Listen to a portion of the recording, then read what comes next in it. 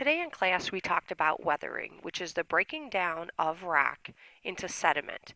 There are two types of weathering, mechanical or physical weathering and chemical weathering. Mechanical or physical weathering is when rocks are broken down physically, so by some sort of physical action. Agents of physical weathering or mechanical weathering are wind, water, ice, abrasion, gravity, plants, and animals. Wind can weather rock by picking up sand or sediment and blowing it against other rocks, which that sand would act like a sandpaper and wear it away. Water can physically weather rock when you have waves crashing against a shoreline and breaking rock up, when you have a river carrying rocks along the bottom and causing them to break up, or a river flowing over rocks themselves, like for a rapid or a waterfall. Ice can weather rock if water gets into the cracks of a rock. We get below freezing temperature, the water freezes, the ice expands, which causes the crack to expand as well and breaks down the rock. Abrasion is when one rock rubs against another. We can see this in a stream. When the current is really strong, it can carry these rocks and they can bounce against one another.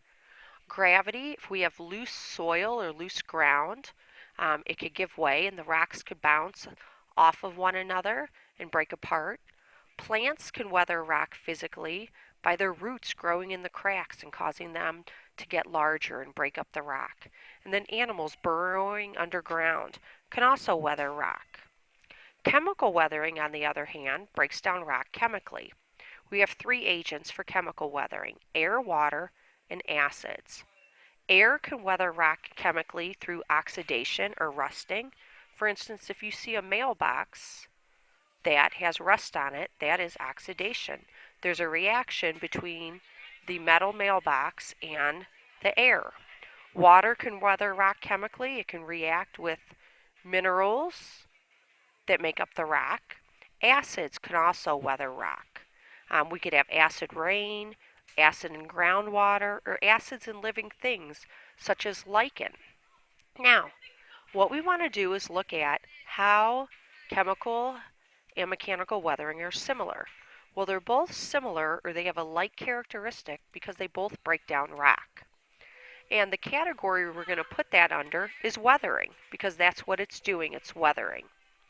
Unlike characteristics, physical weathering breaks down rock in a physical way.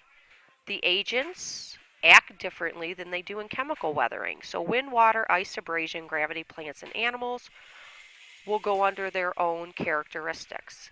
Chemical weathering breaks down a rock in a chemical way, and the agents for that are air, acids, and water.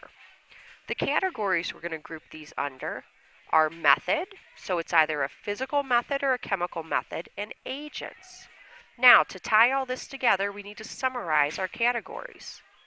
So what we would say is both weather rock, however, the methods and agents are different. Now, some extensions we've been doing in class. We've been working on these station labs all week, and we've been illustrating different types of mechanical and chemical weathering.